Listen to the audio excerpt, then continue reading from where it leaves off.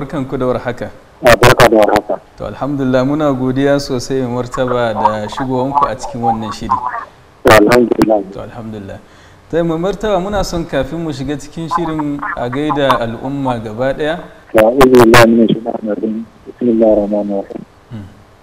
Ina amfani da wannan dama na jama'an Najeriya barka da wannan lokaci da kuma yin musu fatan alheri game da babban al'amura da suka tunkaro mu na zaɓuɓɓuka da za a yi na yan Najeriya barka da wannan lokaci na kuma musu fatan alheri. Ta muna godiya. Ta mai martaba a matsayinku na iyayen mutane, iyayen al'umma wanda maganar ku tana da tasiri sosai ga al'umma. Shi yasa muke son a cikin wannan lokaci na wannan zaɓe da muke iris saura lokaci kaɗan mu shiga gudanar da shi, wanda har zuwa lokacin da za a faɗi sakamako za a dai cewa lokaci ne wanda za a ga ana tunanin wani abubuwa za su faru yanayin zaɓen yadda yake gudana. Muna son mai martaba wani jan hankali za ku ga su karan kansu 'yan siyasa akan cewa su ba da gudunmuwa wajen ganin cewa wannan zaɓe an yi shi cikin lumana da kuma zaman lafiya. Kamar kira ga 'yan Najeriya da kuma yadda Najeriya fatan alheri. Wani wannan babban kamar wanda sun kamar wanda za a yi jibi a kan 16 ga wata. Da dukkan 'yan Najeriya muna fatan alheri. Allah ta yi zaɓe lafiya. Allah ta saka mata zama lafiya. Allah kuma ya sa a zaɓi abin da zai mana amfani. Allah kuma ka yi shi cikin nasara da sa'a. Ta martaba me kiran kuma zuwa ga su makarin kansu matasa wanda so da yawa ana amfani da su wajen kawo tarzoma a cikin wannan lokaci na zaɓe, wani kira za ku yi musu?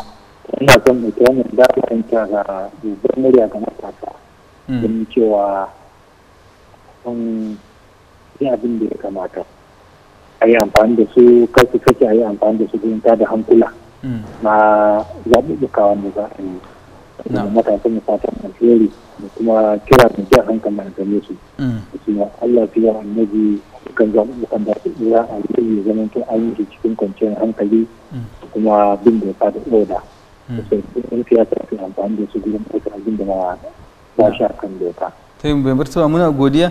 Za mu dawo akan kuma su ma karan kansu jami'an tsaro wanda su ma suna ba da gudunmawa ko in ce suna da gudunmawar da suke barwa ganin cewa sun kawo tsari wanda za a tafiyar da wannan zaɓe cikin lumana. Su ma wane kira za ku yi musu da kuma jan hankali? Ana amfani da wannan damar sake kira da jami'an tsaro cewa ganin cewa wannan babban amurya sun kawo mu jami'an tsaro su iya kai aiki tukuru kare rayukan al'umma na matasa. Ana musu fatan alheri akan Allah ya taimaka su aiki kamar yadda doka ya tsara. Ana musu fatan alheri ya sa su tsare dokoki kamar yadda dokan kasa ya tsara. Allah ya ba su nasara. To amin muna roƙo Allah subhanahu wata'ala ya ba su nasara kamar yadda kuka faɗa. Mai martaba akwai su ma ɓangaren malamai su ma jagorori ne ga al'umma. To su ma wani kira za ku yi musu da kuma jan hankali ganin cewa abubuwan jan hankalin da za su da kuma cikin wa'azin da za su dinga yi na jan hankalin mutane mabiyansu su ɗora su kan hanya a yi zaɓe cikin lumana. Yana son sake amfani da wannan damar kira ga manyan malamanmu ko kuma malamanmu kan dukkan irin huduban da za su yi. Mutane hudu ba wanda zai zama kyau a gare su ba tare da nuna son zuciya ba ko kuma wani abin da ya kauce hukunci kamar da shirin Allah da shirya.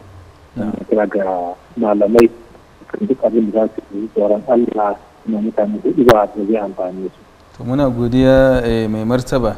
A ƙarshe mukan so a yi kira ga al'umma gaba ɗaya kama ga iyaye kama ga yara da sauransu, kira na gaba ɗaya ga al'umman Najeriya saboda a samu a fito a yi zaɓe lafiya.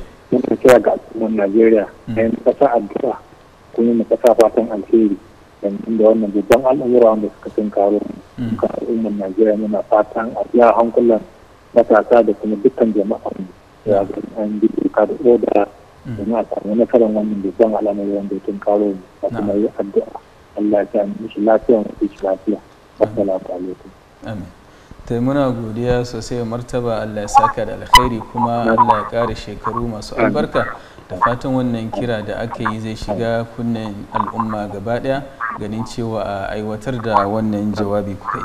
Idan muna godiya sosai da kasancewa tare da mu kuma da ba da wannan gudunmuwa a cikin wannan shiri da Africa TV3 take gudanarwa saboda ganin cewa an ja hankalin al'umma